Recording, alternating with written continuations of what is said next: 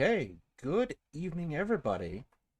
Glad everyone's here tonight. We are having, we're getting rid of this screen because we're having someone else come in, and I really hate that Discord puts this thing here all the time. We are having, we're talking about Ukraine this evening, and everything's been kicking off. And we're also bringing in Lucy, actually, right this second, to join us tonight. Perfect.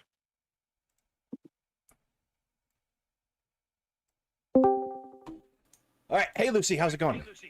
How's it going, Hello, Lucy? hello. Oh my goodness. I have to make you both visible.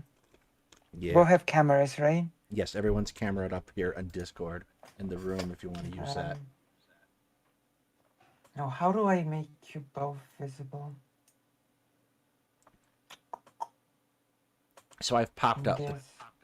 I've popped out the room and made it a separate window.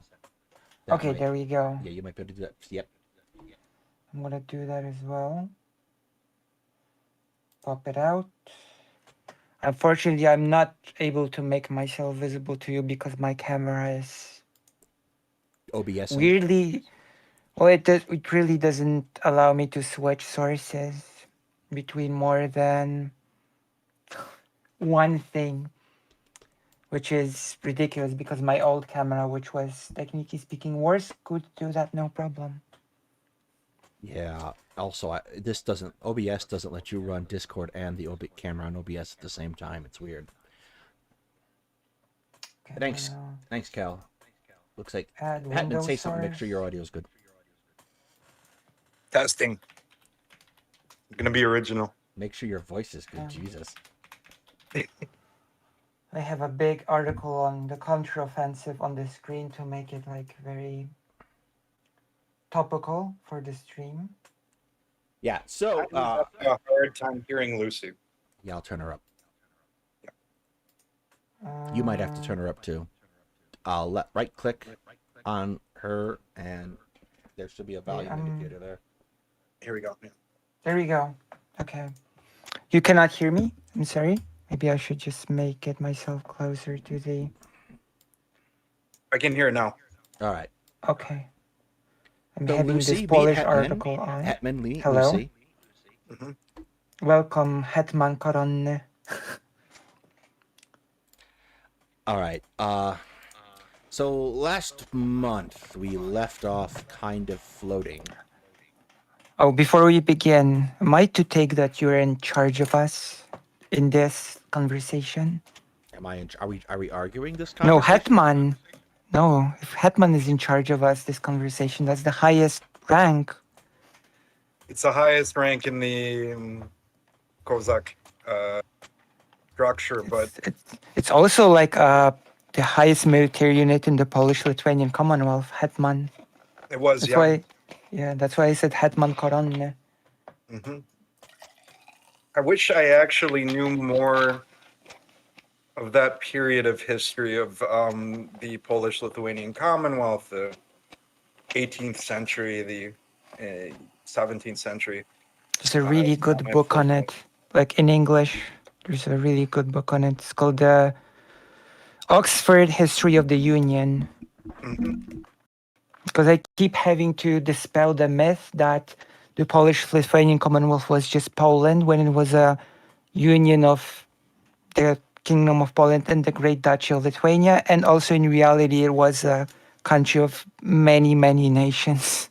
Of course. It wasn't just Poland. It's like a thing that I have to correct really strongly because it buys into many chauvinistic tendencies of certain Polish. You're living in Poland, right?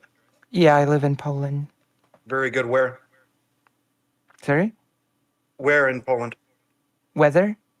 No, where? Oh, where? Oh, where? Oh, I'm sorry. Warsaw. Yeah. The capital. Mm-hmm. Even did in May. Yeah. I've only been through Warsaw via like transfer flights. My impression of it is that it's, when you go there, it's not a very, because of what had happened to it in 44, you don't really see much of the original city. And it's because the 80% of it was just destroyed. Yeah.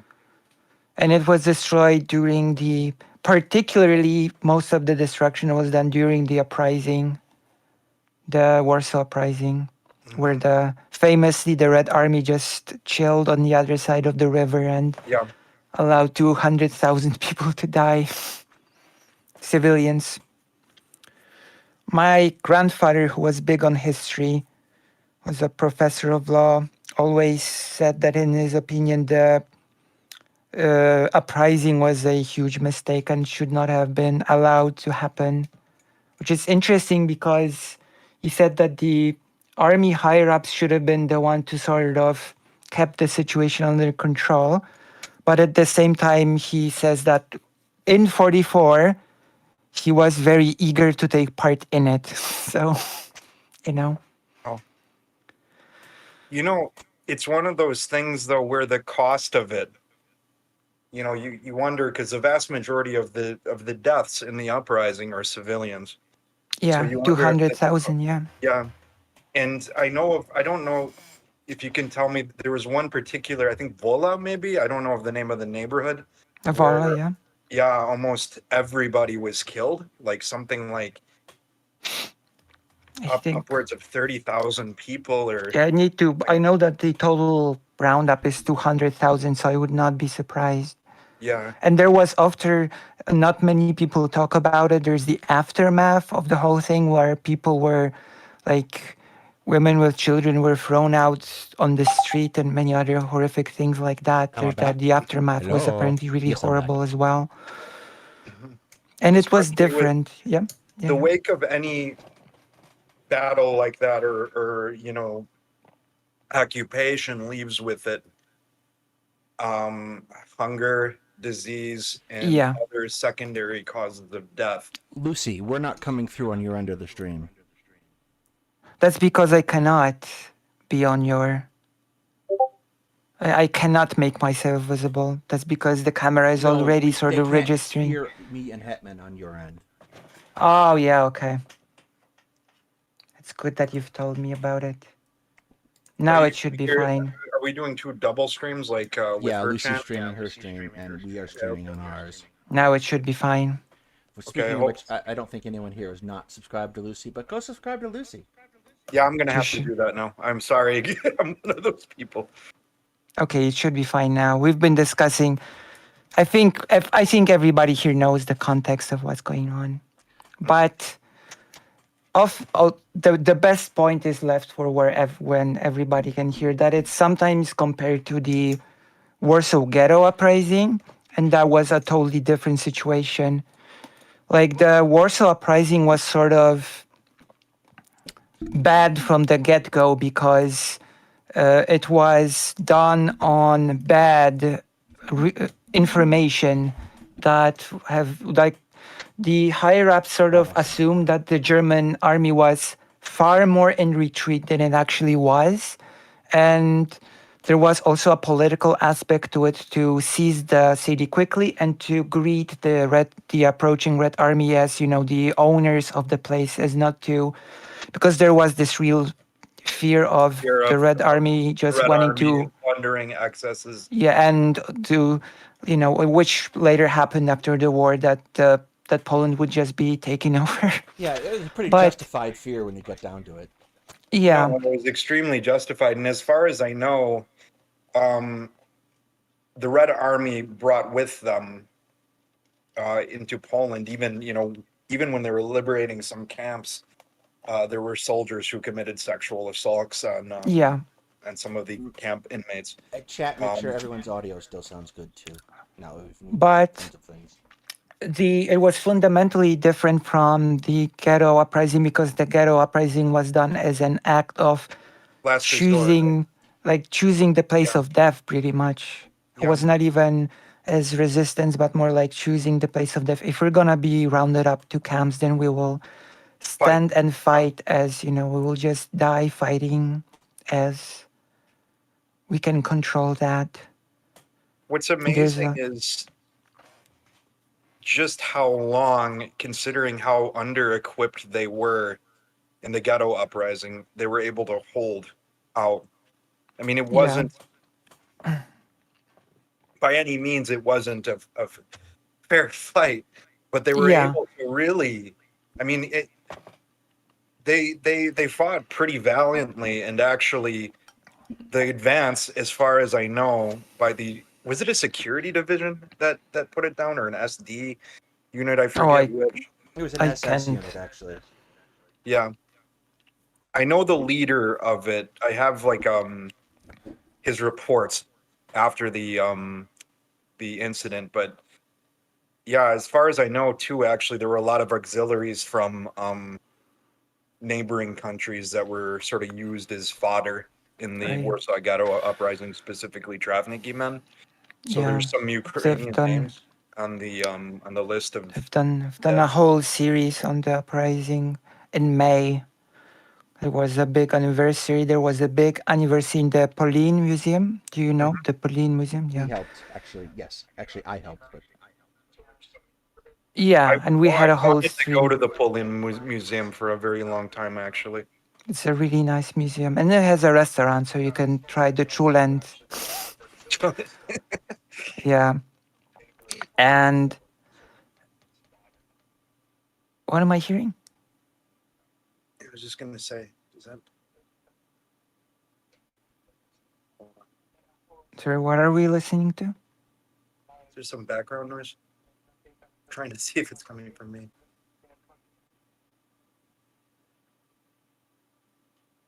Daedalus seems to be listening to something. Ah, okay. sounds like I'm a little quiet.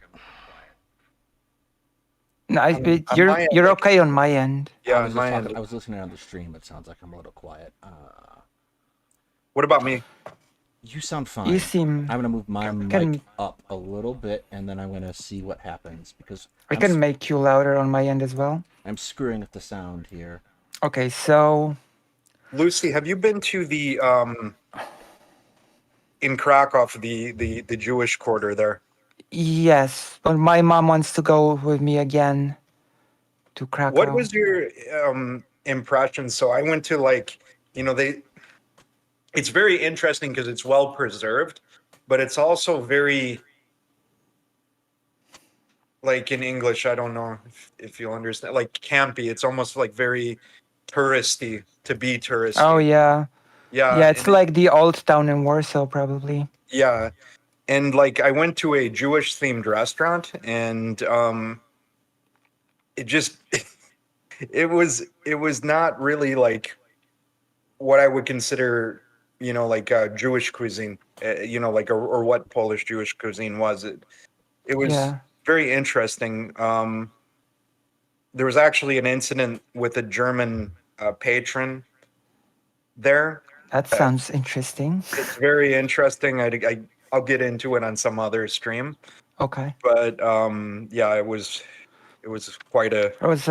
There was a very interesting speech from the president of Warsaw, a mayor we call president in Poland, about how, because that was the truth. Like some estimates say that before the war, 1/3 of Warsaw was Jewish citizens. Some estimates that up to 50%, Mhm.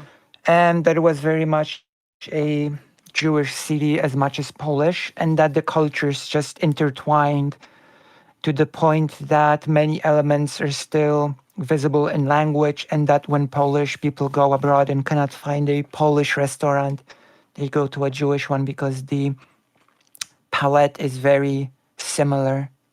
For You know? Ashkenazi Jewish food, so for like, the food of Poland and Ukraine, Belarus, it's all Slavic cuisine sort of made kosher.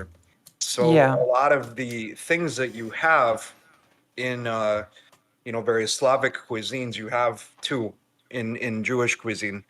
Yeah. And a lot of people There's here aren't really aware of that so much of how similar it is. and there's this interesting Jewish aspect to the whole Ukrainian-Polish relations topic. I'm not sure if because we're all aware that after we had the context of the Polish-Lithuanian Commonwealth, which was, of course, as much as some people would love to believe it, it was not a nation state. It was a No, not by it was a any modern sense of the yeah. word. It was a composite state. That's the term that's being used in the book that's in English. A book like a country Is of it many Norman nations. So Davies like, that wrote it? sorry, Is it sorry. Norman Davies that wrote it? Maybe. No. I'm gonna look for it. I'm just gonna link it or Hmm. um, Oxford History of the Union actually has a really nice little. Mm, here we go. I have to find the book. Oh, I found it. It's written by Robert Frost. Do Interesting. you? Yeah, I've not heard of him. And I'm gonna read a bit of this little, summary of the book if you don't mind. Go for it. The history of Eastern European is dominated by the story of the rise of the Russian Empire. Yet Russia only emerged as a major power after 1700. For 300 years, the greatest power in Eastern Europe was the union between the Kingdom of Poland and the Great Duchy of Lithuania, one of the longest lasting political unions in European history. Yet, because it ended in the late 18th century in what are misleadingly termed the partitions of Poland, it barely features in standard accounts of European history. The making of the Polish-Lithuanian Union 1385-1569 tells the story of the formation of consensual, decentralized, multinational and religious plural state, built from below as much as above, that was founded by peaceful negotiation, not war and conquest. From its inception in 1385-6, a vision of political union was developed that proved attractive to Poles, Lithuanians, Ruthenians, which are Ukrainians and Ukrainians, Belarusians, Belarusians. and Germans, a union which was extended to include Prussia in 1450 and Livonia in 1560. Despite the often bitter disagreements over the nature of the union, these were nevertheless overcome by a republican vision of union of peoples in one political community of citizens under an elected monarch. Robert Frost challenges interpretations of the Union informed by the idea that the emergence of the sovereign nation state represents the essence of political modernity and presents the Polish-Lithuanian Union as a case study of a composite state. That sounds like a good book, actually. I'm gonna probably buy it after we're done. It sounds very so from my perspective, which many Polish people would probably think weird. The Polish-Lithuanian Commonwealth was as much a Polish country as Lithuanian and Ukrainian and Belarusian and Jewish, Hmm. and for the Tatars who are also there, the native Muslims of the Polish-Lithuanian That's Commonwealth. another thing a lot of people don't know about is actually that Poland has an indigenous Yeah, Muslim population. that still And it's lives a in very Poland small to this group, They but still they're day. have one. still, yeah, they're still there. Yeah, it's still there. Yeah, Hmm. and they're Muslim. So that is very.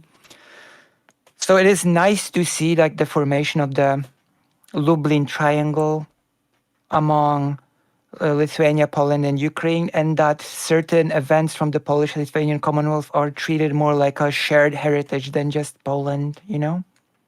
It is. The problem with historiographies in Eastern Europe is they're dominated sort of by a nationalist narrative Yes, and by sort of correct. this Yeah, ethno history. And it's, the concept of ethnicity in this region came quite late, actually. And even, if you were to go back in time and go to the countryside, if you were to go back into the 1600s and go into the countryside, say in like Mazuria or some place, some region of Poland, and you yeah, ask a peasant, who a Polish person is, they're going to say, "Oh, aren't they the like sort of the landed gentry. They don't have Yeah. this concept. Yeah, Of, this was more like I'm a Catholic or a peasant or it's a confessional and then also a local identity. So yeah, we're from exactly. here. Yeah. There's a Ukraine has that very much, even up until in large part, up until I'd say even maybe the 1930s, when you start to have, the Soviets strengthen, with their courteous policy, sort of strengthen, you know, Ukrainian identity. Of course, they would reverse this. They realized it was in their mind, a bad policy. But you don't really see in local, like small areas among older people, that concept until later. right. You know, it's more of Although a concept of Though, of intellectual. course, like what I'm Mhm, leading into was like there was mhm, the Polish-Lithuanian Commonwealth, and of course, people were sort of mixed all over the place. And after mhm, World War I, the nation states formed, in which used to be a single country, and of course, like Poland, Lithuania, Ukraine formed as well, even though Putin would like us to believe it did not. mhm, And Poland and Ukraine went to war because of certain areas that were, for example, Lviv, which was majority Polish population, mhm. wanted to join Poland, but there were And the many Ukrainians in the terrains. countryside Yes, around it. and I don't really have an answer that is a clear-cut answer what should have happened there. I don't really have a clear-cut answer. Oh yeah, we should have just went to Poland, because there is this countryside which was a pretty substantially Ukrainian, like Mhm. 15% of the total population of pre-World War II Poland was Ukrainian. Yeah, So that was like a pretty, so like I don't think there's an easy answer as to what should have happened right after World War I. there isn't. And what's interesting is sort of the political relations, the dichotomy of political relations between Ukrainians in the territories of what is now what was the Russian Empire, the Russian imperial part of Ukraine, versus Yeah. the parts where you had the Western Ukrainian People's Republic. You Hmm. actually had Jewish units within that Ukrainian army, and pogroms against the Jews of the population for supporting um, the Ukrainian independence movement. Yeah, So that it's was a messy time. It was a really yeah, complicated time. And it's often gets really flattened and simplified, which is why when I hear pro-Russia people debate, people like Dylan Burns, all I can say is please stop talking about this topic, because you just don't know anything, and you're just trying to use it as an argument to advocate for cutting support for Ukraine, which I find to be pretty disgusting. Well, absolutely. speaking of support for Ukraine, Yeah, and we should let's get into dial back to the modern time situation, shall we? Yeah, So we left off last month kind of hanging on a thread because Bakhmut had just been captured. Have we covered Bakhmut? yeah, we covered Bakhmut. Yeah. We're talking We about covered. I don't know if we covered the localized like advances, on the flanks by the Ukrainian army. But now, we're at a period where this offensive was building up, and now it's just started, and it's not like something. You know, you're seeing a lot of people who are, they're pointing to already like this the slowness of the Ukrainian advance, or I've like got a the great. If I can fiction. interject for a second, there's a great quote about this from an article I have here. I'm going to translate it from Polish. Um, Army expert David Sharp says that Ukrainian counteroffensive is not going to be like in the movies.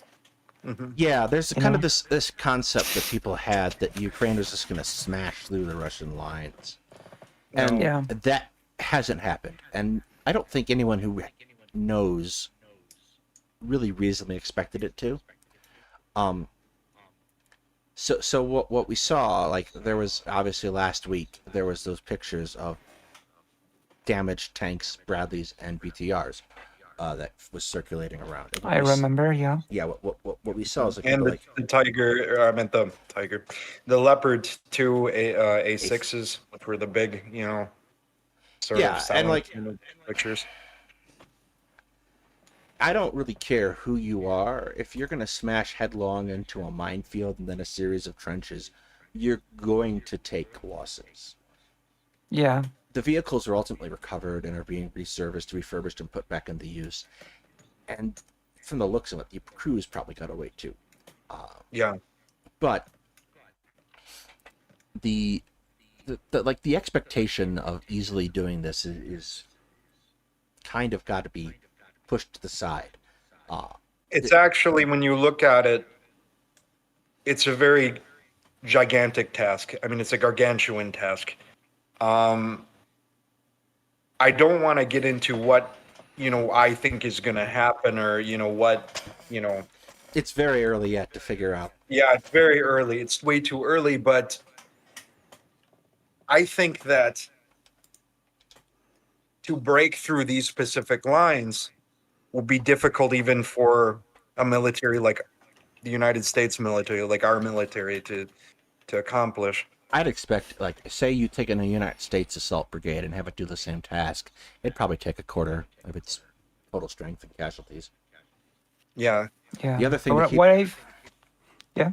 The other thing I think is important to notice is one thing I think is a deficiency that I've seen from looking at reports is that Ukraine is having a very difficult time with providing effective anti-air cover for these advancing units. Yeah. So they're getting hit That's by Russian believable. helicopters.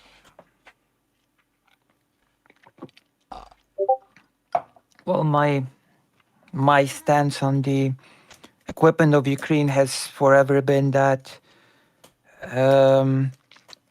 I think that's been shared by many experts, that the help should be, when it comes to equipment, it should be more active, and Yeah. that it's like I keep talking about the name of the article that I read some time ago.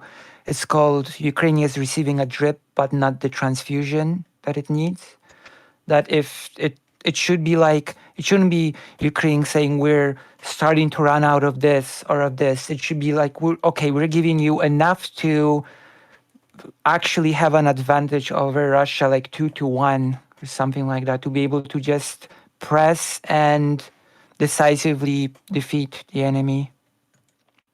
If that makes sense. The trouble with the helicopters is, like, so you hand Ukraine Patriots, and Patriots are really good at being a stationary thing that shoots down missiles or what have you. The helicopter is a different case, though, because the helicopter can fly low to the ground, and Right. it's hard to detect. So you need a localized weapon to take it out already to begin with.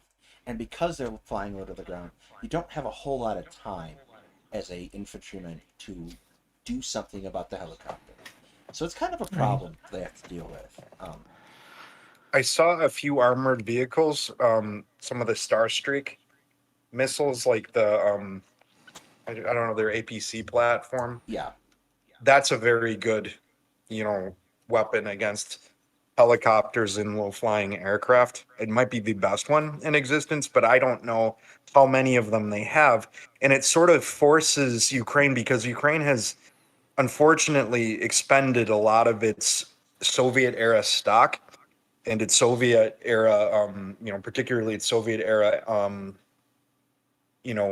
anti-aircraft stock. So, the main issue is that it's being forced to use some of these more capable but more expensive and less numerous in their force systems, like the Starstreak. Yeah, the other problem is that this is happening at night, and it's kind of difficult to deal with helicopters. There are a few things that are giving me causes for optimism, like when the first actually reputable reports started coming in. It was about villages being, freed from the Russian occupation, which is for me always a plus. And the other is the official speeches of Putin, in which he started just outright admitting, which he would not do not so long ago, that Russia is doesn't have enough ammunition, planes, and drones, which is for me a pretty good sign. Of course. Yeah, I also think though now, the thing about Putin is he kept himself in an information bubble. And now he's starting to come out of that bubble. One sign of this is, of course, his closed meeting with the military bloggers, like the Telegram bloggers. Oh my That's god. something he would never do in the past. Another hopeful sign to me, too, is sort of the unraveling of the political structures and military structures that you're starting to see. I mean, I'm not predicting a collapse or a quick end, to this, or a 1917 moment for Russia, but you have people like Prigozhin who are making statements. I mean, pretty, I you thought know, Prigozhin was crossing the line before Bakhmut, but the last month he's just been. yeah. As reprehensible of a person as he is, the fact that someone exists now in the Russian state who can openly say that, and you have higher ups like Shoigu and all these other people who are not daring to move against him. They're Yeah. afraid to because he has a very strong following. Shoigu is always a So weird figure for me for Russia. Like the fact that he's kept his job as long as he has is really interesting. The fact that he survived for Yes, the last year is really interesting after the Russian army is very deficient in Ukraine. pretty sure he's like ethnically Mongolian. Yes. no, I think he's Tuvian actually. Yeah, I don't know. Okay. Okay. Oryat or yeah. Okay. Yeah. There are a few things that are worrying me a bit. Like in Poland, there have been a few articles about Putin basically being so desperate to win with Ukraine that he is prepared to just sell away the sovereignty of Russia itself to China in order to achieve that, which I mean, that sounds a little bit out there, but I mean, that would it be a pretty forces extreme him. position for Russia. Yeah, yeah. I think that if anything, the more reliant that Russia becomes on China, the more likely down the road that there's going to be some antagonism once Putin is gone between yeah. the Russian state and China again. Oh, They're Putin likely apparently probably to just do cares that. for the short-term victory with Ukraine right now. Well, that victory is kind of like Putin being able to take something to Russia and say, "This is what we want for all of this." Is very important to him. If he's not able to do that, he's going to not be alive anymore. Right. However, The second, yeah. And he's largely dug this hole for himself. He could have gone on with the status quo and he would have died and gone, in the eyes of many Russian nationalists as one of the greatest leaders in Russia's history. Probably. After all, there are a few books, at least from a few years ago, that say that he will be remembered probably to be a renewer of Russia. So that's gone now. Yeah, that's very likely gone. I am very skeptical, though, as always, that Ukraine in the short term or even medium term is going to get all of its lost territory back militarily. I don't think that is pretty worrying. But there's also, I'm not sure if you've heard the newest, and I treat it a bit more seriously because it's done by Sergei Karaganov. I'm not sure if you're familiar with Sergei Karaganov. Before. Like he's like the advisor to Putin. He's like one of the main orchestrators of this invasion, actually, from certain aspects. And he has been throwing around a proposition.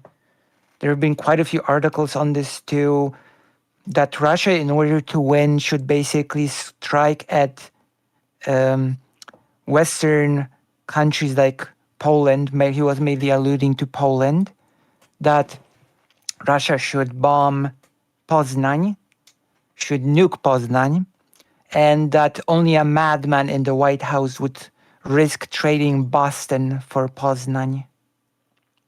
That's Yeah, I don't- basically the logic. I don't think Cal that Shogu has actually ever served in the Russian army. I'm checking right now just to be sure. No, he's never served. He holds a rank, but he has no military education. So he doesn't gone through the typical Russian. He would have gone through the compulsory mobilization in the Soviet military. He would have, Most but that's not military is necessarily not, yeah. going to be put him in an officer's role No, it's not. remotely. So he's he's explicitly wearing a general's uniform, but he holds the title of general of the army, which I don't necessarily know if it's an associated rank. It is in the American military, but we don't have anyone who's held it since World War II. All of these higher ups in the Russian military, what has become abundantly clear,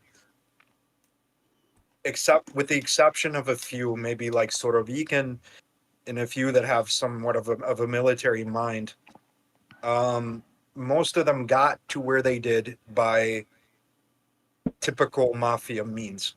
So, Yeah, I'm not entirely certain that the Russian military holds the same prestige for a person that you would have for serving in the United States.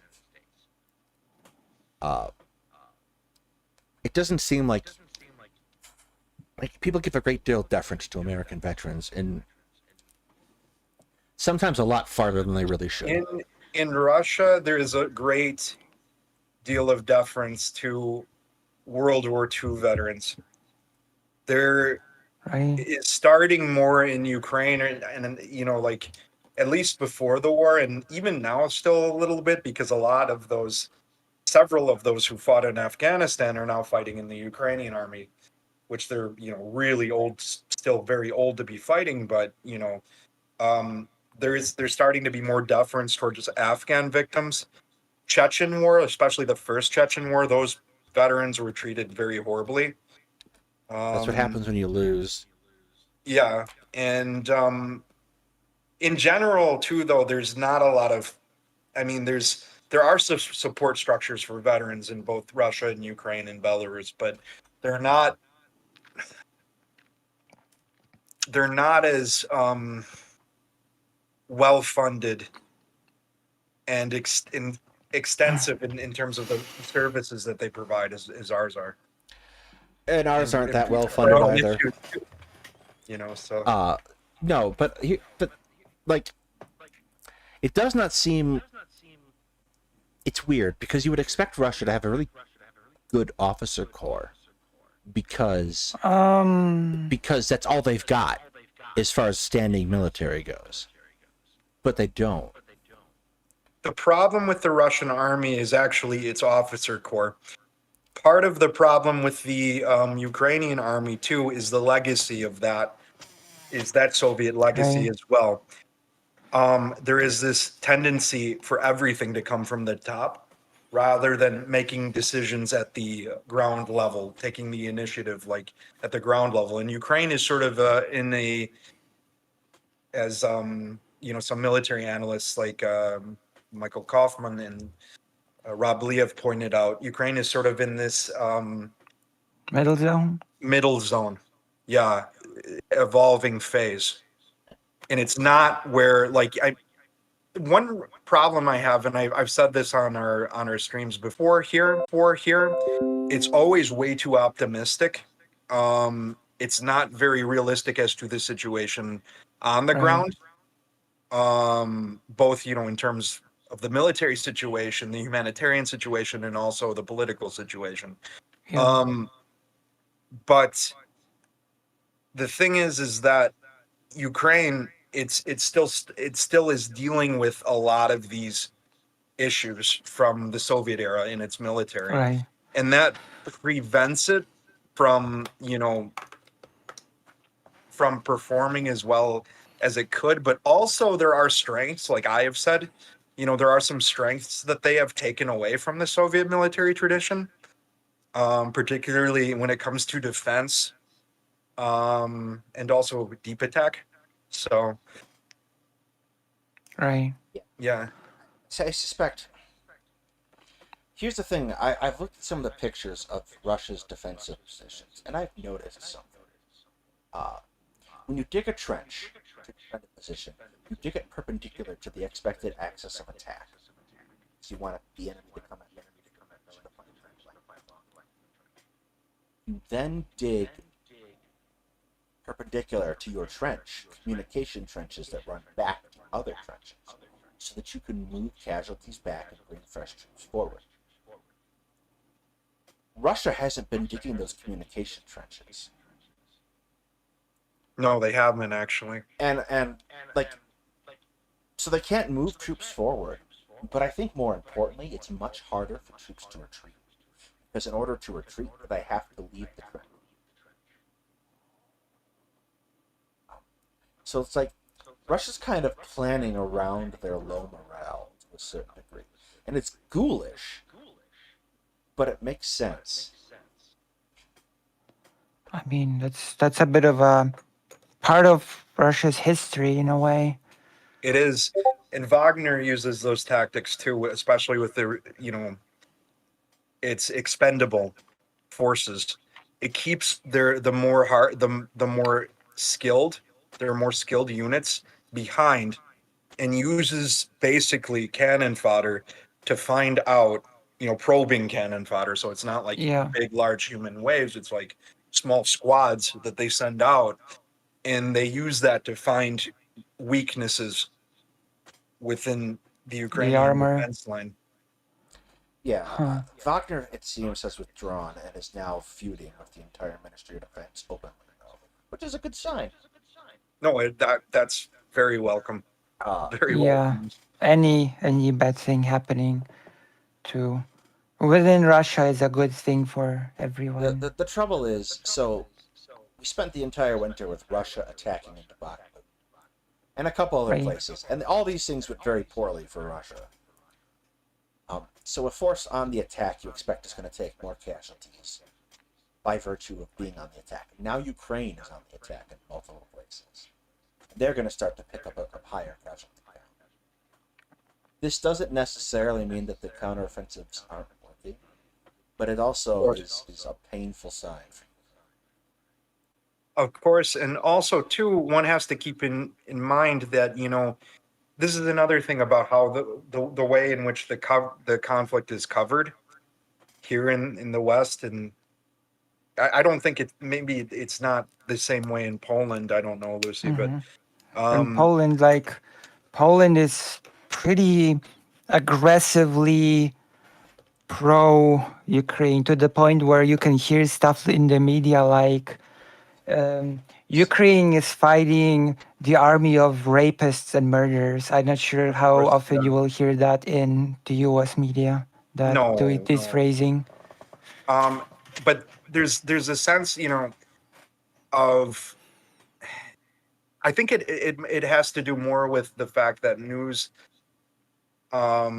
many news agencies, when they, have an expert come in and talk, it's not someone who is a military analyst.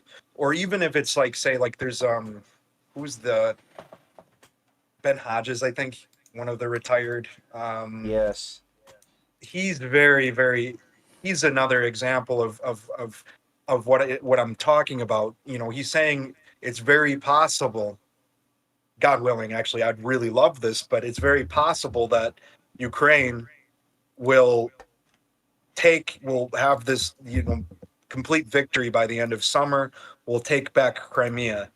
And that's just, I mean, that sets expectations very high. It sets Yeah. some people who have those expectations. It's not just normal people. There are, political figures, people within our government who are expecting that as sort of Like a contingent on keep up the supply of weapons to Ukraine, and that's just not.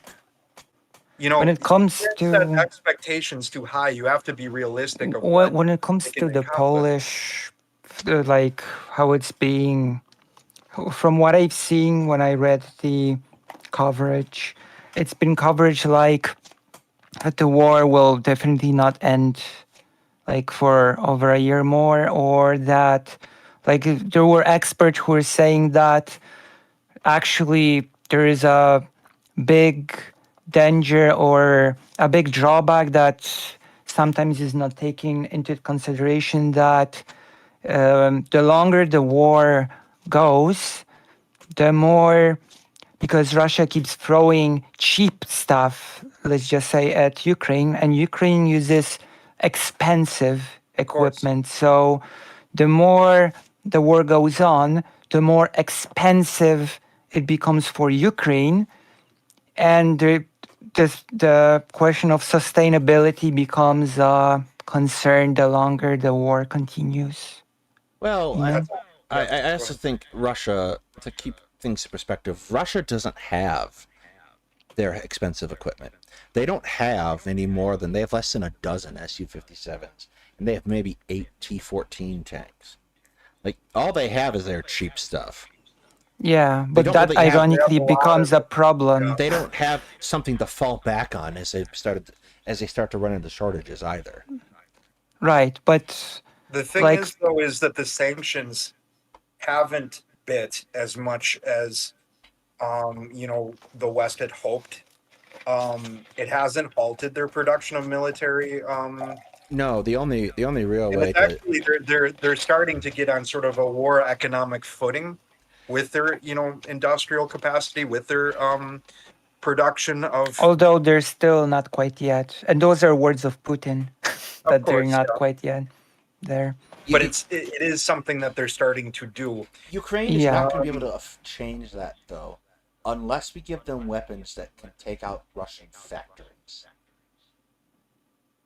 I I mean, mean, And yeah, I'm not go on. sure. I'm not sure that anyone's willing to do that. I mean, I would be in favor of that, to be quite honest, I because absolutely would too. there's a lot of rhetoric of when Russia attacks Ukraine, it's war, but when Ukraine actually fights back in a war, it's treated like terrorism or escalation, which I find it to be very yeah, strange it's personally. really hypocritical. Well, it goes like I get why Russia does that because it goes to their narrative that Ukraine's not a real country anyway. Yeah, but I But hear other that people from do. Western sources, like the Young Turks and such The and the Young Turks like. have gone full fash. Let's be perfectly honest. They've gone over the deep end. Boop. Um, but like I never people liked making them to begin with, people honestly. making that distinction outside of Russia, it's just a really weird position. Like it's like Like whenever, it's like here's Russia punching Ukraine in the nose, and Ukraine bothers to punch back, and Ukraine's the yeah, bad guy. like whenever I hear this argument, all I can say is like it's war. Have we Yeah, noticed that it's actually war? Like, Yeah, of course, the other thing I it noticed, should be. especially on that WIC panel with the pro-Russian side, is they're like, they're like, yeah, I'm okay with supporting Ukraine, but this war shouldn't have started. I'm like, okay, you think this war shouldn't have started? That's a dubious position to have in the first place. But in the second place, the it's war also has too late. started. Yeah, that's what I I was just mean, going to say. It's also too late to have that debate anymore, to have a yeah, debate on the origins of this conflict, which you can have. You can actually debate, the origins of it. That is and something you can do. But now it's past that point. It's past the yeah, point of you know, really any sort of negotiations or anything. And to be honest, it's the impetus of attack with this, the impetus, the aggressor here is Putin. That's the yes, truth. He had yeah, the choice not to to do it, not to, yeah, and he did it anyway. He and still is pursuing. He still has a maximalist goal. I think he probably realizes now that those goals are unattainable in the yeah, short term and medium term.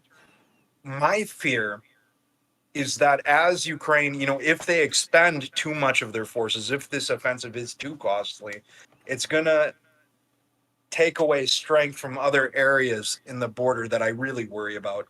I don't know if you Yeah. know, Lucy, but my roots are in Chernihiv Oblast in the northeast, so they're right there. They're right outside there. And there was talk recently, You're I there think, right now? setting up a buffer zone. Are you there So, right now? I mean, they're not in Chernihiv No. Oblast. Are you there right now? No, We got out of there about Oh, two okay. weeks prior. It was 2 weeks, Okay. yeah, right? 3 weeks. Yeah, Yeah. it was not And very long prior.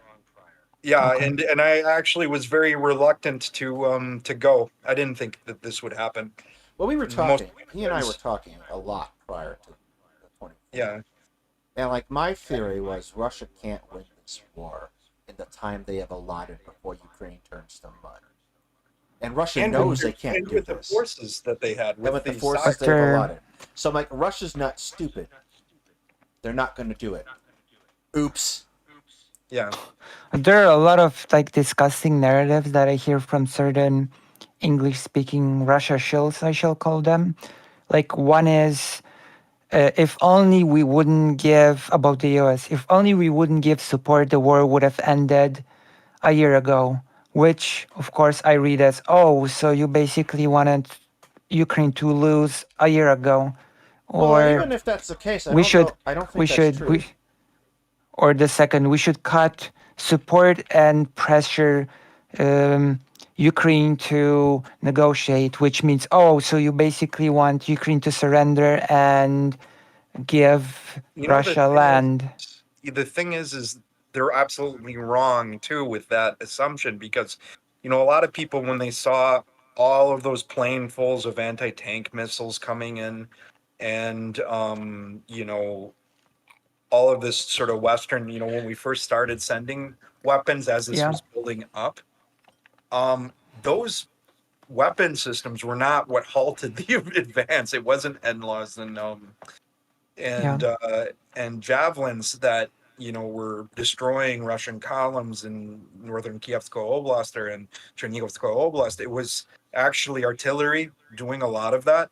Sometimes air power, but also Ukrainian, like a lot of those forces had their old Soviet era tech and yeah. then also old sort of Soviet era based tech. So And like apparently, Ukrainian with the Kiev weapons. thing, a lot of was done by the anti-tank mines. Yeah. Yeah, Kyiv. So even it wouldn't have worked anyway. It was doomed Yeah, to fail. That campaign and in the north. That was interestingly, because I seem to have a book on everything, Mhm. there's this book called which predicted surprising a surprising amount of things.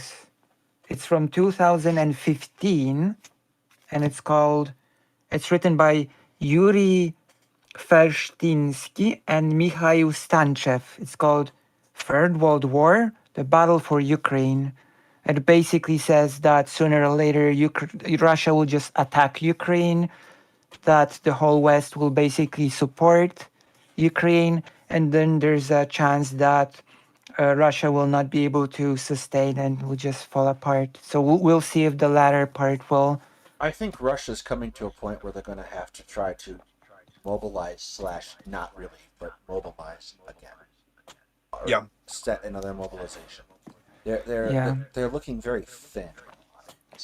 And the most interesting sentence is that uh, the total fault for the war will be placed solely on Putin's shoulders. Yeah. So, The other, I think the other thing to keep in mind about all of this is that there's kind of a limit to what Russia can accomplish. They have spent a great deal of their resources already. So even if they mobilize again, they still going to have trouble equipping. I don't think that they're going to be able to recapture huge swaths of the territory again. Yeah, the yeah. most What I do likely, like the believe most, that they can do is I think that they can successfully defend what they've taken and they make can it. probably If they stalemate what don't, they've taken. yeah, if they are not even able to fully successfully defend what they've taken, they will inflict horrible, horrible casualties. Yeah, While like gain. maximalist goal for Ukraine is not even necessarily reaching the coast now. Like Yeah, I think the best goal, Ukraine is going to to trick achieve. the Russian forces. Really, I that's what think I. Yeah, that's probably what's going to happen. But if Ukraine has better beyond any reasonable expectation from a military standpoint, would be to adequately cut Russia's supply rail line running through the occupied territory.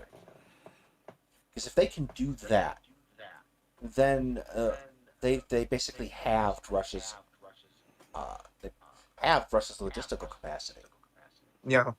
and it might make, and this is kind of segueing now, but it might make getting into the unflooded remaining regions around Kherson easier. And with that, let's bring up the dam explosion Okay. and the fallout from that. Um, One of my friends that I work with, her great uncle died in those floods. He was paraplegic and old, and they found him floating. I think So that the yeah, number of victims from that flooding will probably be bigger than the estimations said when it happened. That yeah, is what for I sure. think. It's no doubt higher. no, You're not even I don't you're think you'll not be able to even get a good counting. count. Yeah, The you're entire not lake even was counting flooded out. like the itinerant populations, like the homeless populations that exist in Yes. that. Like, for example, because that's, of course, a precedent for Russia, like when they did the same thing during World War II, the estimated deaths were between 20,000 and 120,000. That is an estimate that I don't I like, I actually, about the Dnepro gas flooding, I don't believe it's as high as the estimates, some of the estimates, that are given. There's an article written by a very reprehensible person. I'm not going to mention right? his name. He is serving in the Ukrainian armed forces. He is a real neo-Nazi. And Okay. he's an historian who tries to back up, is very pro-German. Um, but every once in a while, even a person like him writes a good article. And he Right. actually wrote one about the myths of the Dnepro Right. sabotage. And one of them is, of course, the amount of civilian casualties. So every even in that case, it has his time to shine, and that is his time. But yeah, I don't believe they were certainly high, but they weren't as high as 100,000 for sure. Yeah, what Yeah. it looks like. Well, but that's like, it's a pretty big sort of, what do you say, bracket, because it says from 20,000 to Of course, yeah, 120. Yeah, So it sort of leaves room for it could be 30, 40. It's a yeah. I'm big, not going to place any estimate, because I yeah. don't, you know, I But the know, point, yeah, the mhm, point, and of course, only 1,500 German soldiers were killed in that thing. So, mhm. well, but the point is that I'm sure that the number of victims will be, well, big Oh, sort for of in sure, this. running for from the sure. beginning, the Ukrainian Security Service released intercepts on this. The Russians talking about it after the fact. So it looks like they had rigged the dam to blow and were already not maintaining it properly. And the commander of the unit that was assigned to that got drunk and blew it up accidentally. Well, actually, like a prevailing theory in Poland, at least, that sort of emerged was that the unit wanted to scare Ukraine and just messed it up. Yes, like whatever, however you're looking at the intention was clearly to blow the dam if Ukraine attacked in that direction. And they just screwed it up. They made what's called in military theory an oopsie poopsie. Uh, so Well, a Can, pretty can I say, costly oopsie poopsie, I would and like say. it can I was say, because like can it's I say something? You know how there's the derogatory term for Russian soldiers is orcs? Yes. You know, they Yeah, kind of remind me more of the orcs of Warhammer 40K or Warhammer. not from Warcraft, that's for sure. Yeah, or not from Warcraft or Lord of the Rings. They're more like I could. Yeah, That's such an like an orc, a Warhammer it's orc a thing it's to a Yes. do. weird Is accidentally it's blow up a the dam. it's a weird Uh-oh. topic to go on to, but I think out of the three orcs listed here, the Warcraft one were the most efficient and sort of organized ones. Yeah, that's So because the Sort of the Warcraft. smartest ones too. The That's Warcraft. yeah, because yeah, the yeah, yeah, Warcraft yeah. orcs became Mary Sue's after Warcraft 3. Yeah. Well, they were I'm still sorry. smart and sort of Shots in fired. Warcraft too as well, but I digress. But mm, the thing The is, problem the problem is that they just screwed it up. So not only did this cause massive civilian casualties, and these are ongoing casualties because Russia keeps shelling the relief effort. yes, yeah, yeah, But they also washed out their own troops because their own troops were not prepared for the dam to be destroyed. They had not retreated from their positions. So like that's why I was originally very hesitant to say that Russia had done this on purpose, because it was a really stupid move. It was a It breathtaking appears but that stupid. of a lot course, of Russian collateral, some of it is definitely like acts of terror. It's definitely, meant to demoralize and bring fear to the civilian population. That is certain. yeah, But I am not of the belief that Russia is wasting most of its, most valuable missiles to hit some random small apartment block in Kryvyi Rih or some, Dnipro or No, I something have a like that. very I have a feeling that Russia's missiles don't work as well as Russia had originally advertised they do. No, that's how I feel too. Is that they're not, they don't work as well. That and probably the people who are operating them are very, you know, incompetent as well. Well, That's the that's thing although is, it. I although could teach to you how to operate a yeah, cruise missile in a couple hours. It's I not feel like if these tricky. were Iranian missile operators, although Ukraine to would have been done actually, and although that's to sort horrible to of say. But like Iranians, when they actually retaliated for Soleimani's death, they hit that base pretty hard. Yes. Lucky right, we were very lucky but we didn't lose anyone, but they were to accurate, and they to sort used of like a lot of their tech is derived from North Korean tech, which is to derived from Soviet tech or right. Chinese tech. So like I But mean, to sort of offset it, I believe that there are many civilian targets that they target quite deliberately, like oh for sure, hospitals, like for sure. ambulances, That For even for sure. sure. kindergartens. And we know that for sure because of what we saw in Syria too. Yeah, well, What, absolutely. Yeah. It's definitely we know. Well, that's a Russian almost 20-year tradition at this point. Like it's a reasonable to oh, I expect think that. it's over 20 years. Yeah, They, definitely, it's definitely over if, 20 years. But I it can goes back reasonably to trace it Soviet back. times, I it's a can reasonably Soviet trace it tradition. back for the Russian Federation to the First Chechen War. And like there's this because Poland has sent extra ambulances through its NGOs, which is a pretty nice thing, and they've also been targeted Yeah. by Russia, Yeah, at this point, they'd probably be better off not marking the ambulances, right? which is and itself a and violation of and all because war. of the targeting of hospitals, there were actually situations in which people were had to be taken from Ukraine to Polish hospitals to be treated. So that's Actually, as I also understand it, there is a certain lack of medical treatment going on altogether in Russia and Ukraine proper.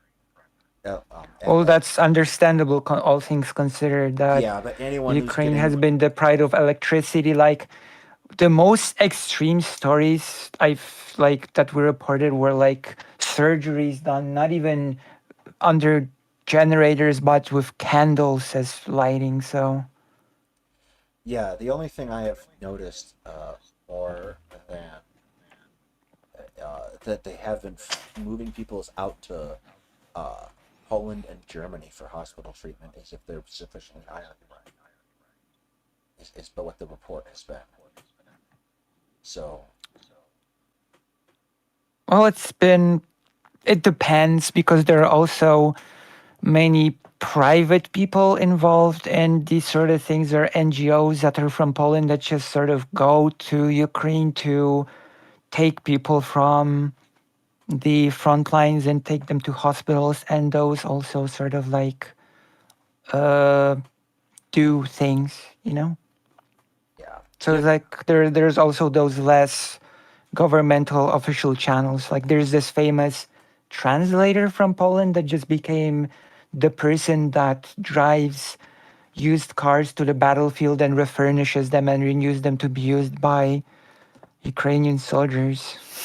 You know, Yeah. these sort of things take many facets. I'm just, I'm just really trying to figure out, it, we don't know what's, we're this whole war is just kind of seeing what comes next, and I think that's any event, but this, I want to be optimistic, but it's hard for me sometimes to be optimistic. Yeah. The I'm just problem. my biggest hope is that the support keeps going and that the support quality increases, you know? The support keeping going, at least here in the United States, is going to be definitely an artifact in the White House. And of course there's the one positive thing that gives me nice feeling, so to speak, is that because going back like what do you think of that whole what's his name? I keep forgetting his name.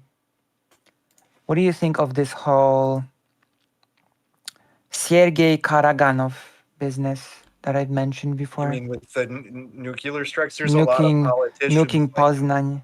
Yeah, there's a lot of politicians that are advisors to Putin, people that spout off that rhetoric. I don't think that at the end of the day, that's what I think it is. I'm not going to rule it out because anything can happen in this world. Yeah, But I do I think mean, it's so as kind of like well. reminds me of like Zhirinovsky. I don't know if you remember him. Like just some of the crazy things he would say. And Medvedev also is. Right. Although the last time when any official like was doing rhetoric like that was like a year ago. Usually it was the Medvedev has got to talking get off heads from the Twitter, by the TV. way. That man, every time he gets on Twitter, just sleeping pills and booze shouldn't be mixed. But the like I think I would take this like a bit more serious than the talking heads from the Russian TV. But what I want to focus more is like the West's response to it, you know?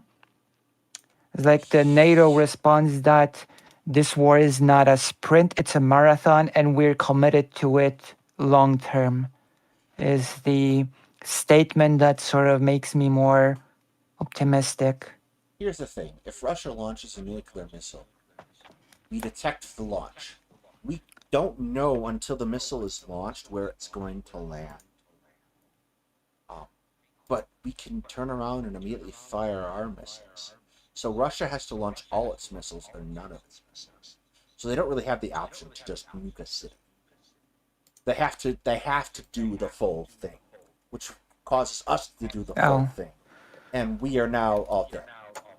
the Sergei sort of main logic behind this is that the main logic is basically the West will not risk any of its cities for this region, that the region has been historically already traded for peace basically before, that this will just happen again. Like after World War II, Poland was basically traded to the Soviet Union for the sake of stability. They And might his have hope is that it will just happen again. gotten away with that before they invaded. They might have. But now I think they're too far. Everyone's too far into it. Yeah, that's the thing is they had that same assumption too with invading Ukraine, that there wouldn't be any support, that the Yeah, nuclear deterrent would be strong enough. It's Like true, yeah. here's the thing. Wasn't. Like people try to say very falsely, I think, that NATO expansion caused the war, which isn't really the case. But you Yeah, notice I mean, they haven't attacked a NATO country. there was a little event. If you're both probably familiar with the little event in 1968 called the invasion of Czechoslovakia, Of course. Yes. which was also actually the main pretext was that NATO is about to take over Czechoslovakia and the West is about to take over. So that's that's also a precedent when it comes to justifying It's invasion by That's actually Russia. also the precedent for 2008's invasion of Georgia. I think though too, they give excuses for their actions, but the real reason for it has to do with sort of historical narratives. And Yes, I agree have with to that do with 100%. Russia, Belarus, and Ukraine in the Yes, eyes of Russian nationalists, in the eyes of someone like Putin, as being yes. one united entity, not separate ones. And I think it goes back him, to, for him, the the reason why this war started, that when it did, why it did, was less. I mean, they're multifaceted, but the real reason in my mind is that the ultimate crowning achievement for him would have been, like the action plan to go in, depose the Zelensky government, install a puppet, and then it's yeah, all really cleanly done, and yeah, then bring Ukraine back under Russia's orbit. yeah, That would have been his crowning achievement, and then he could go to his grave with that. And that didn't yes, happen. It didn't happen because he was in that information bubble. And yeah, the fact that one thing that this tells me too is it shows the. I don't know if it's because of the fact that he's surrounded by yes men, or the fact that maybe the FSB, maybe the military intelligence had good intelligence and knew that this was going to happen, and he didn't listen, or was kind of cut off from them. But part of me thinks that the FSB, GRU, they're really inefficient intelligence organs. They're plagued by the same issues I think what they developed is a that case of other magical thinking. Russian. I don't think Yeah. they're inefficient intelligence organs. I think what they wanted to do is tell the Russian oligarchs what the Russian oligarchs wanted to hear. And they did this in spite of the fact that they knew better. That's Like- possible too. Like, here's the That thing is I've very noticed possible. about the Russian Bye. army, and I think this works out to a lot of organs in Russian society. And the same is true of the Russian Navy, is that they do the thing, and they do their thing, like, they do their grift and their graft, and they take stuff out of supply depots, and they sell grenades, and they sell tires, and they don't do their maintenance and stuff. And they tell everybody that that they're doing what they're supposed to be doing. I think the FSB does the exact same thing and knows better. That's what I was saying. That's exactly what I had in mind. Is that they're plagued by the same corruption and the same. But to me, this is very interesting what you just said about the main reason, because I completely agree with this. I think it goes, many people don't seem to understand this, that this goes quite far back. Very. And once again, it goes back to how Rush, with that in Polish it's called Rush, was part of the Polish-Lithuanian Commonwealth, and almost became its own country within the Union. Yeah. The Great Duchy of Lithuania. Lithuania, Poland, and Rus. Yeah. Yeah, Yeah. the other thing I think is Litwy, Polski i That's Rusi. part of the like one of the compromises of the Treaty of Hadach. I think. It was Unia Radziecka. Yeah, that's how. Yeah. Right. Unia Radziecka. It wasn't a compromise. The Union was made to create the Commonwealth of the Free Nations, and Russia could not bear it to happen, and it invaded.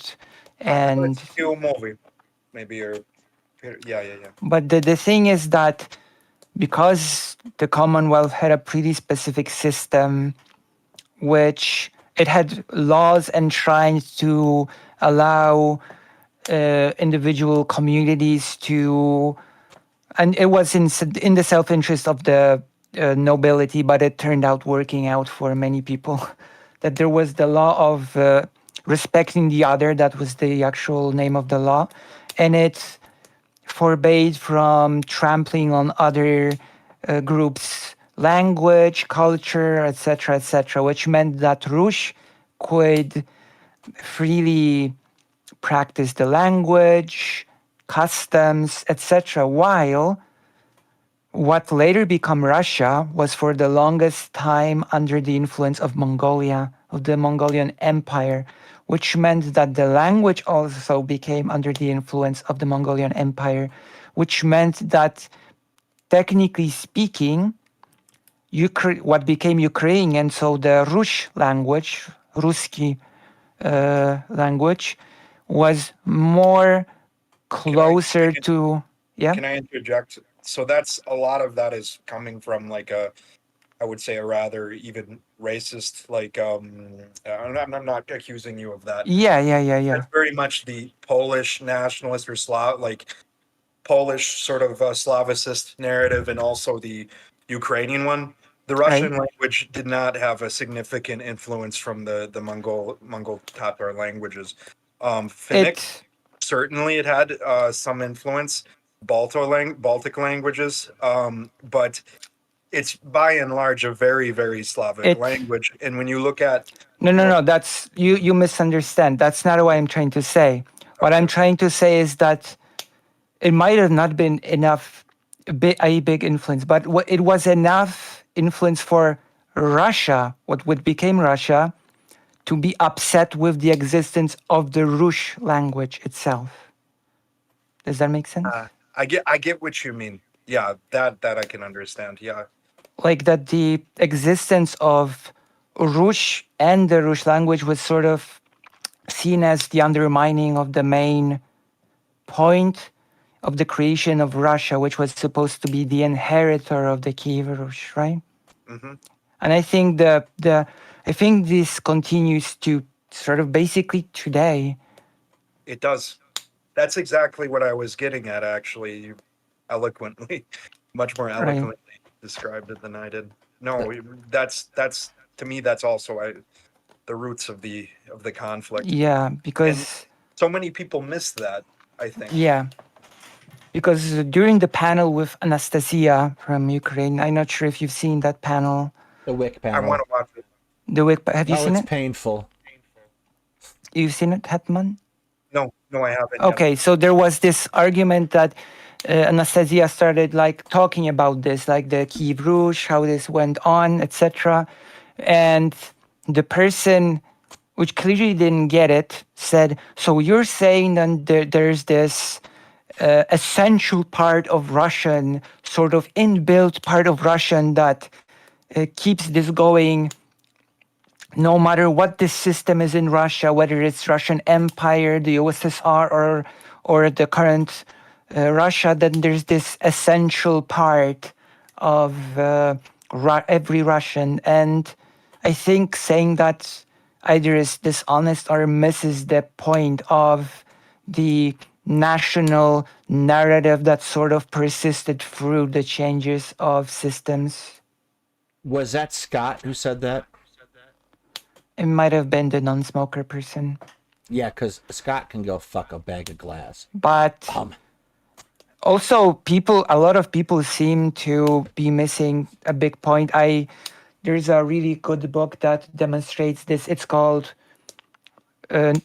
State or Revolution. It's a Polish book about the communists and socialists from before World War I and after World War I, and that the communists who fought the socialists because their goals did not align, wanted to join the revolution.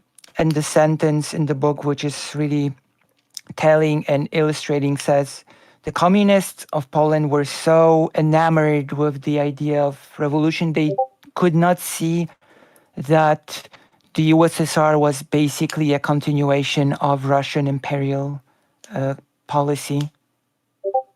So that's, where when it comes Has to that the... book been translated? I'm not sure. I'll have to check. It's a book about, because before Poland was a country, there was a strong discussion on whether or not there should be a state or That's if working. there should be just revolution. I So advise, that's... one thing I really wish to do in the future is start learning the Polish language because, in my field, it's really sort of the, origins of Stalinist repression in Ukraine, actually. And, in the 30s, and a lot of it had to do with the international political situation, specifically the axis, the fear of an axis of allegiance between Japan and Poland. Oh, He's yeah. Japanese, by the way. I don't know if you've heard of Hiroaki Kuromiya. He was my advisor. No. But Japan and Poland have had a really specific relationship for a long time. Mhm. During World War II, very famously, when Poland declared war on Japan, Japan's response was, okay, it's okay. We understand you're just being controlled by the West. It's okay. And wink, wink. It's okay. We're just gonna let it hang. We're just not gonna respond to your declaration of war on us. I know we're friends. That was basically the response to Poland. So, But speaking of, because I'm actually probably gonna, speaking of learning languages, be learning Ukrainian, Mhm. which I've heard from quite a few sources. One of them being an old man I've overheard in the bank, Mhm. that Polish is actually a lot more similar to Ukrainian than Ukrainian is to Russian. Somewhat. Lexically speaking, yes. Lexically speaking, yeah. Lexically Vocabulary, because it had a lot more of the influence of the Polish language. Someone is supposed to be sending me books on Russian. Like 70% about is It's you. similar.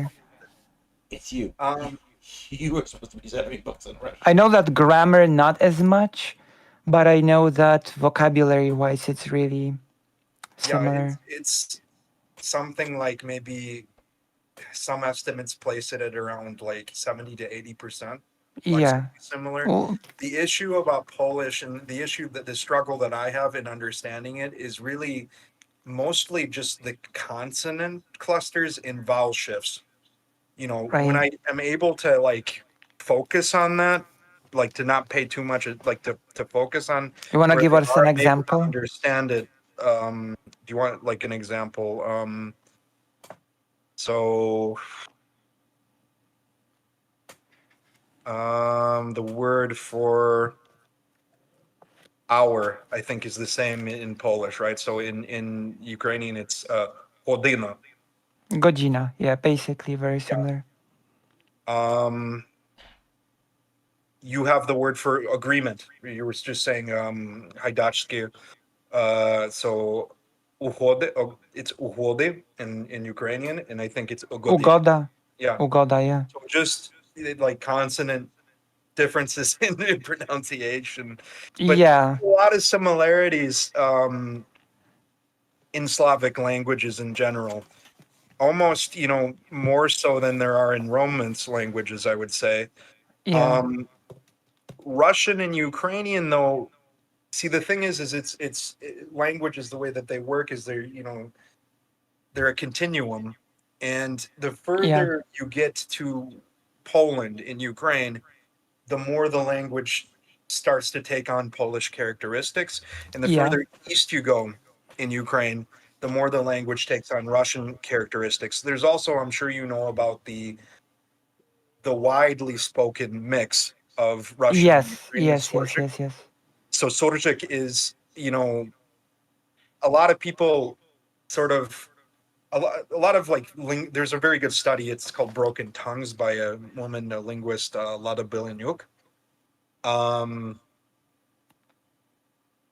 her theory is that it emerged via sort of contact, like the periphery, contacting with the center. So Right. basically, Ukrainian peasants trying to adapt, like these new Russian words, and that's Right. probably a factor.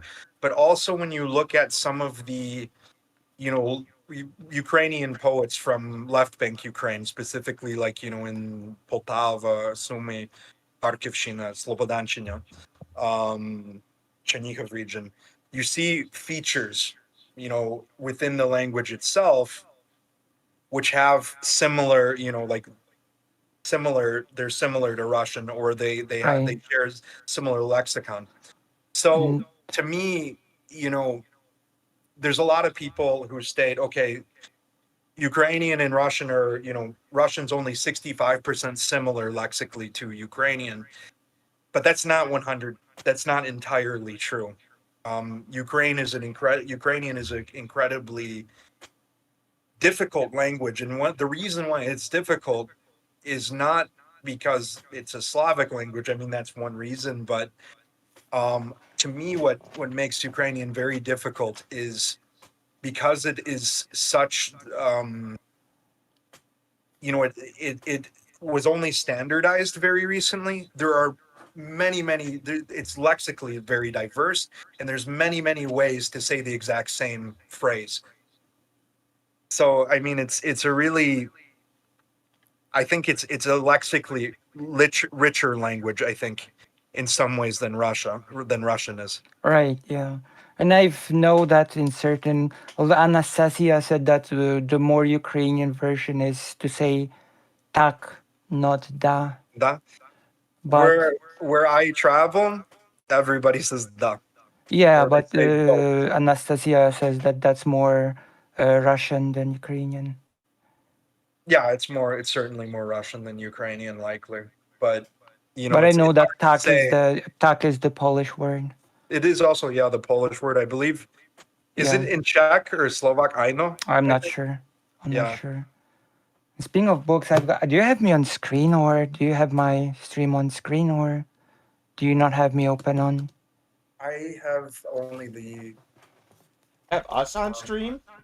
Me? You have I- our chat open? Okay, yeah, I do. I'm not gonna lie.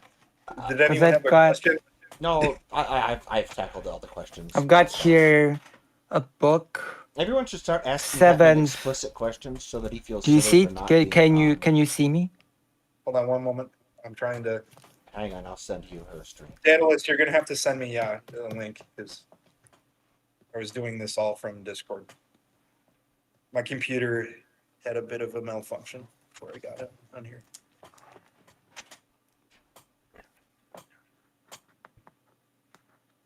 I want to share. I copy the link, and then I'm going to send the link to Hetman. I'm sending it to you in Discord. On Discord? Okay. Yes. Because you can use Discord too. Because right now everyone thinks that I keep you in a closet and only let you out during showtime. So, you should participate more. Not only True. that, I should make my own show. I mean, like on this channel, I need to do my own. I wanna have my one friend voice. just defended his doctoral dissertation, and I want to have him on our show. We will. He's a If you sit for 5 minutes, I'll get that arranged so that you should be able to launch from the channel itself. Am I visible to you? I just sent him the link. On which? Oh, okay. Now he's Direct messages in Discord. Okay, I got it. But we have a whole Discord Okay. server here with people in it who sometimes talk. Direct messages Sometimes. in Discord. Hi, Lucy. Now I can see you. Show Hello. me- So this is I'll the listen book, off the bookshelf. To turn off the sound on YouTube. right? It's on the topic of Holodomor. It's the 7th volume of a series, actually. Is that in English or is that in? Wait, what? I can't. It's- let me actually go into full It's- screen real quick. It's Oh. both in Ukrainian and Polish. More Ukrainian. Can I see the author real quick? Do you have? I don't think there's a single author. It's done by a collaboration of the governments. Interesting. I don't have that volume actually. I have a lot of literature and a whole It's other more, but written by. This is not actually like. This is a collection of primary sources on a collection of documents, orders, mhm. that basically, without painting a narrative, they show the picture of what was happening during those years, Mhm. just by showing the documents alone. The They only, yeah, there's a saying in you like it's a lot of in the Ukrainian historical community, a lot of books are released of just declassified archival yes, documents. and And in this is some one such journals book. that I follow, there's a section which is just called Mova Dokumentів. It's just like the Mowa language. dokumentów. Yeah, yeah. The Yeah, I language understood it. document. Yeah, it's the same like in Polish. Yeah, mowa dokumentów. And so it's like the only thing that is semi-narrativized is like the part written by the Polish president and the thing written by the uh, Ukrainian president, which at the moment of the publication of this book was Viktor Yushchenko. Viktor Yushchenko. Yeah. Viktor The book was Yushchenko sort of he brought back, when he became president, Ukrainian, history in Ukraine became more, nationalist centered. It started, the nationalist movement of Ukrainian right. history, or the I don't know. I'm struggling with my words even in English right now. Under Actually, him, if you can read Ukrainian, the institutes that wrote the book are listed here. let me see.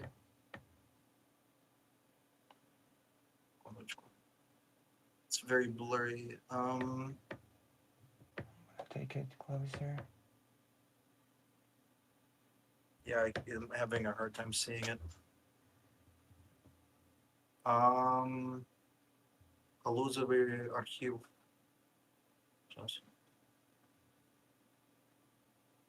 This is from the archives of the Yeah. SPU archive, the Служба безпеки. Yeah, the segregated archive, the National Archive of the Security These are Forces of basically the Ukraine. old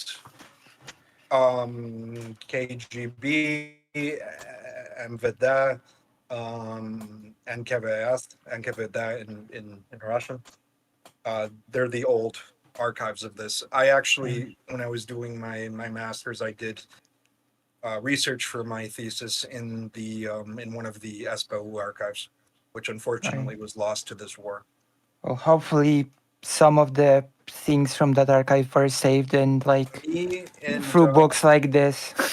Me and my colleague, who did years worth of research in there, saved about maybe collectively 500 to 1,000 files, separate archival files, But most of which have to do with the Second World War, have to do with the Nazi occupation. But the big hope is that a lot was saved through books such as these, because there's another book that I've got. There has been. I mean, that's how it survives. I wonder if I actually have one of those books with me.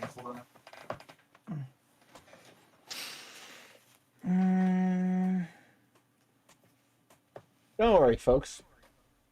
We didn't want to We're actually just get anything done today. We're just doing book showing now. Yes. We're just doing book. I do have one of those books. Oh, show. Right. Yeah. It's what is it about? Oh my goodness! It reminds me of my book a bit. The person who compiled this, I really hate his guts, and we have kind of some mutual animosity towards each other. But he did a really good thing in doing this. Right. I've got a similar book actually here. Hey, I'm not sure if the topic is. I'm not sure if the topic is similar. The thing now is that the compiler of this volume has to cough up these volumes and give them back to the Ukrainian government so we can set up a digital archive. Right. He's going to But be reluctant to do that because he is a prick. I'm you sorry. have Hetman, this. check right? Discord. This. The email that I sent you is your email you use for YouTube, right? What do you think of, Yeah, let me this see. book? Prikaz, oh, wait, hold on. Nakaz номер 1353.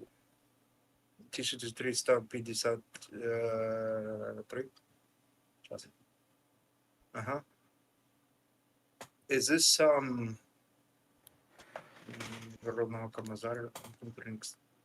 NKVD? Show me the bottom of the book. Hold on, what? Oh, the It's book. like the 1937, 1938. 1939, 1941. Ah, Operacja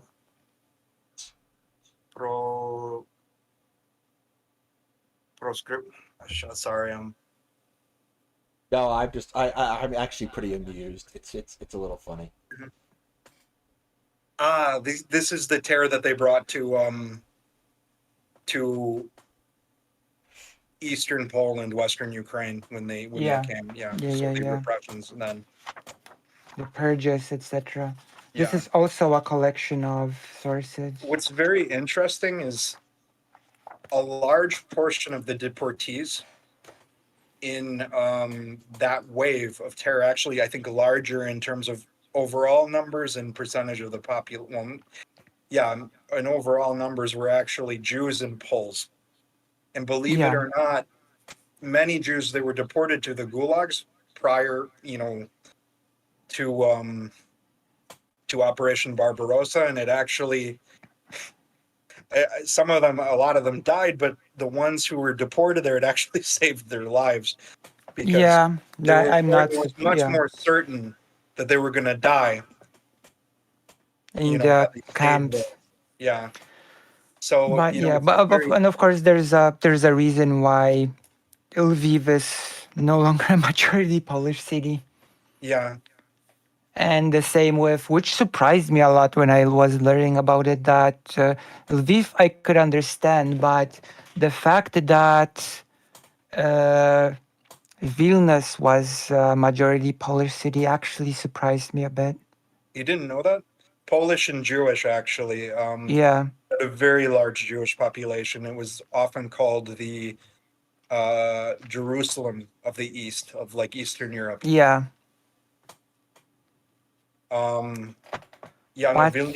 Vilna was majority Polish. Yeah, which is why it was So were also many became. other. I mean, I don't know if they were majority, but they had at least maybe half the population, or maybe more. But cities like Ternopil, Ivano-Frankivsk, for example, which was Stanislavov, a lot of these places had a very, very large Polish populations. Yeah. Which is there's sort of what created those conflicts, right? Between. one thing I want to, now that we're going into aftertime state, and this is something that was a very positive development. For the very first time, a representative of the Ukrainian government came out with what basically amounted to an apology for the Volyn massacres. Yeah. And, the fact that they would go ahead and do that, it really says something. It says something of the gratitude Ukraine has towards Poland. I'm gonna say that I'm really happy about the things that are developing between Ukraine and Poland. I'm really happy about the relations, and that I really hope that the far right Polish government will not screw it up. That is my big hope, because you must have heard about the infamous. Yeah. I always hear, I always worry too, on the other side of the spectrum of future Ukrainian government screwing it up too. Yeah, but I don't think that they could screw up relations. They're pretty, economically solid. Now you have so many Ukrainians living in Poland. Yes, they will never move back to Ukraine. A lot of people will probably live 50-50. They've already stated this. Like when peace comes, because of business relations, right? They will drive here and there. But the one thing that has already created a crack on the almost perfect relations was the infamous, and I will say it was totally Polish government's incompetence, the infamous grain crisis situation. I'm not sure if you're familiar in I any don't way. remember. I mean, I remember. Was this during the war? It was pretty recent, Okay. like because grain was supposed to go through Poland to other places. I'm giving a really TLDR of the situation, Mhm. but because the Polish government has flooded mm, the shipyards with coal, there was no capacity to actually move the grain further from Poland to other places, which caused the Polish grain to sort of the prices to crash, which caused the Polish sort of situation when it comes to grain to become really dire, which caused the farmers to protest, which caused the Polish government to do the really bizarre radical ban on all farm products from Ukraine, sort of like the locking of the border to all produce that is That's almost like shooting your economy in the foot. If right. you're po- And then I mean, and especially then because so much of their food products are going to come from Ukraine. and then the farmers said, wait, we didn't ask you to the total ban on all produce. We actually need some of that to create our fertilizers. Mhm. Which, it was a whole mess. And I will say that this is this is what I mean when I say I hope the government won't screw it up. You can probably see now why I say this, you know? For sure. And there's the fact, I'm sorry to just continue like this, that the Polish government has shifted a lot of the help when it came to the refugees onto the population itself. That's So something that, I was told too, like I've noticed. Um, which I have to say that the NGOs that took care of the refugee situation, I was really positively impressed by it because it's not, oh, we have an empty space, we shove people in. No, it's like, as an example, because I also took refugees in, so I took part in the whole process of, and it was like this.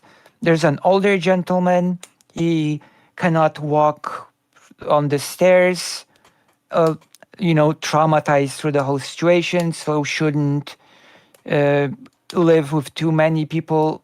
Does your apartment or does your place meet those criteria? And then there's a little bit of talking. Okay, we will talk to the older gentleman. If he agrees, then we can proceed forward.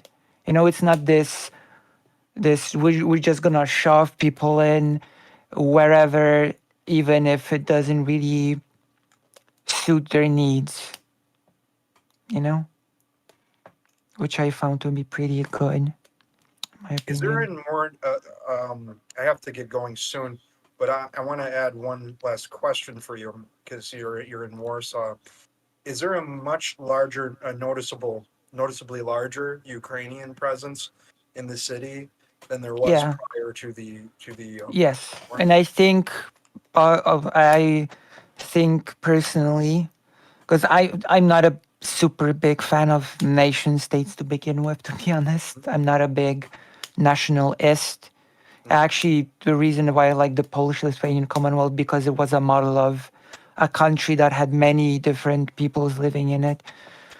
So I see it as a positive thing, to be honest. Of Like course, that I hear is the Ukrainian every day. That I see it as a positive thing. That because at least in Warsaw, the president is pretty progressive, etc. Actually, there was a whole. I'll be able to talk about it. That when you buy a ticket, you can choose Ukrainian to buy the ticket and many other things like that. I is think there it's any positive. violence from the Polish nationalist community towards Ukrainian immigrants or Ukrainian? There there wasn't violence, but there were a few small protests by fringe groups that coined the phrase "stop the Ukrainization of um, Poland," Mhm. to which I can only say, continue the Ukrainization of Poland. Diversity is okay. Like I think actually that the government should do more. I think we should be seeing dual lingual schools for children, for example, and that's not really being adequately done. That was I think that a should complaint be. of a lot of my friends who um, were living in Poland. Actually, my friend Jana, she was living in Krakow for like a year or two before finally fulfilling her dream with her husband and kids of moving to California. And she said that one of her biggest gripes with Poland is the fact that there's sort of this tendency to assimilate the Yes, Ukrainians there. and I think that's a She doesn't huge like that. mistake. Yeah. I think that should not be. I think there should be established dual lingual schools. The thing, too, is like culturally, Polish people and Ukrainians are very similar, but Yeah, they're not the the same in same. the Yeah. character. And like, I will tell you, it's odd. When I traveled to Poland from Ukraine, um, Yeah. I was like at first, really, really impressed with the orderliness and just the infrastructure of Poland, and also the way that people behave. They're more, I think, orderly than Ukrainians are. More, I don't know how to put it, but um, after a while, that really wore on me. And when I got back to Ukraine, I was just so happy to be there because I don't know. There's almost like a coldness, like Yes. that Polish people have that I mean, do not have, and to an extent, actually, Russians or Belarusians don't have it either. That's They're very a little German to me. more fiery. Yeah, like, Poland is somewhere. I mean, I wouldn't say that to a Polish person. That's a Yeah, really I good wouldn't way. say that out loud normally, but I mean, you said it to me. yeah, I know. But it sounds very German.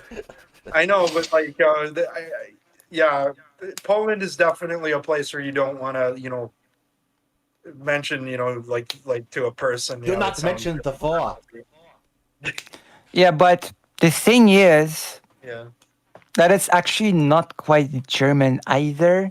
No, it's not. Like, It's not. like Poland. I've noticed this as a Polish person that's Yeah. been living here from birth, and there's this.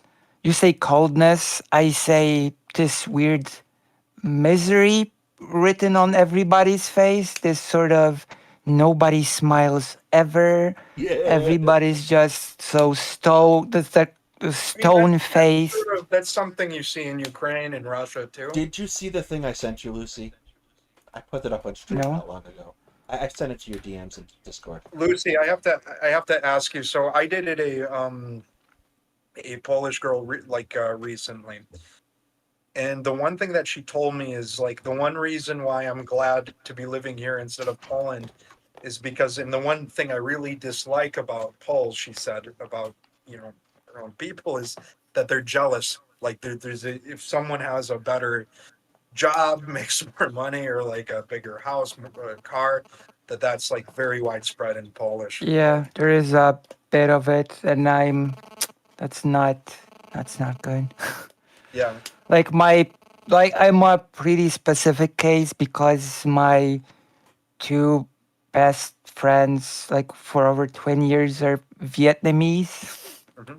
So I'm Are sort they of Polish more Vietnamese? Because there's a population there. I know. like they're siblings, and uh, one of them is a lawyer. The first actual lawyer who went through the whole every single exam that's needed to become an attorney. So first Vietnamese attorney in Poland, Mhm, and the second sibling is like a big YouTuber in Poland, a mhm. really big YouTuber, like 700,000 subscribers YouTuber. One of my friends, Wojciech, You w- can. You yeah, didn't used to, but now yeah, you can. and And in Mac Greece, actually, Actually, my friend started a restaurant while we were at it in Warsaw, a Vietnamese one with original southern food. So I feel a big affinity to Vietnamese culture. And compared to Poland, Vietnam is 1 billion times more cheerful, and so it becomes even more visible, this sort of chasm of this sort of Polish misery, and Vietnam, where people are a lot more upbeat, let's just say. I actually, before, when COVID was about to start, I was just on the brink of just moving to Vietnam. I had a one-way ticket ready. I was about to fly, and then COVID started, and all the borders were just closed.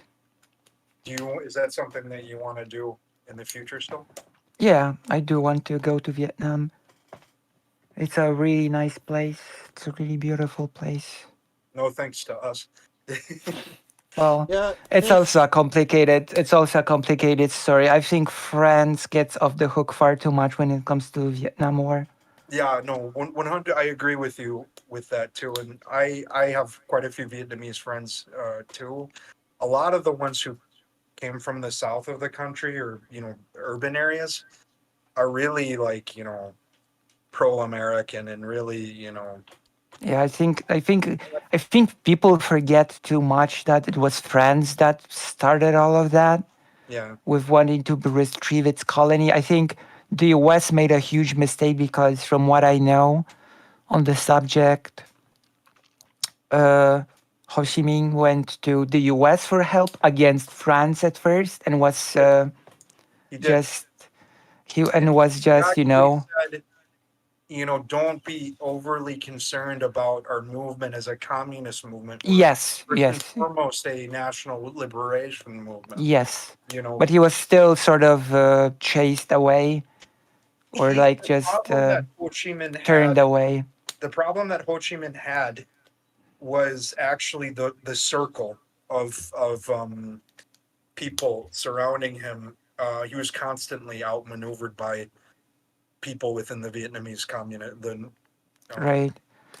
Like the communist. thing about Ho Chi Minh that people also don't really get, that he basically died during the war, right?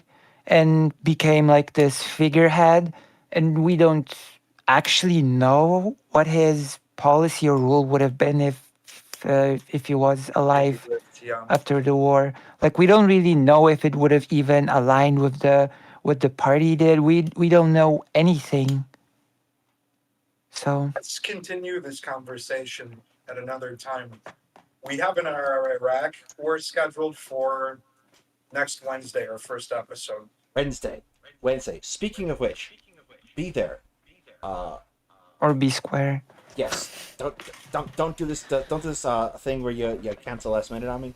So No, me and Lucy both spoke to Sunday today. He's gonna start dumping his audience into either one of our streams, provided we can provide an itinerary. So be there. that's So good news. I'm gonna put together an itinerary for the week, and we're gonna try to stick to that Oh, itinerary. what? Sorry, itinerary is what? A schedule. Okay. Oh, President Sandu wanted a schedule for me. Oh my goodness. Yes, we have to come up with a schedule. I have to meet with my mod today. The other thing is editor. Not moderator, I mean editor, I yeah. sent you a request so you can be an editor on the channel so that you can go in there and schedule streams. Who? Hetman, sorry. Yeah. We're doing administrative stuff before he runs off on me. The third thing is, and we talked about this on Lucy's stream the other night, when me and Lucy were enduring What If Altist together. Oh god. Well, we're gonna have to do another one of those. Maybe in 2 weeks we can do that. I'm going to be doing one. I'm going to be doing one this week, just because. I'll see if I can pop into that. Also, I come in as a guest. super last thing before you go. A topic that's, I just found a book and I've discovered this whole topic that exists. I'm not sure if you're familiar. Like, the book that I've got here is Let me see. I gotta go back. No, that's not the book. There's a book called Russia or the USSR Does Not Enter. I would have to find it. But the gist of it is that it's about the topic of um a scenario in which the USSR does not attack Poland in 1939, which would result in Poland supposedly stalemating Germany for much longer than it did, which would create a far different situation in World War II. That's an interesting. I mean, Because that's apparently, an interesting. What if alt is? yeah, what if all his? Because apparently the main part of Polish defense plan relied on retreating to the To the rear. eastern part of the country and sort of setting up and getting resources from the neighboring countries, which sort of was cut short right away when the USSR entered. So that's food for thought. With that, actually, that send. Can you do me because I can't see it right now? I'm gonna give like send it. I don't know how you can. I'm gonna actually on your channel. I'm gonna message you on YouTube, and it'll be. You can message someone on YouTube. No, you Yeah. can't message someone on YouTube. You can message someone in Discord. Oh, yeah. We have no direct messaging on YouTube, which is really weird, by the way. Well, I was surprised. Also, subscribe to my channel. I will do that.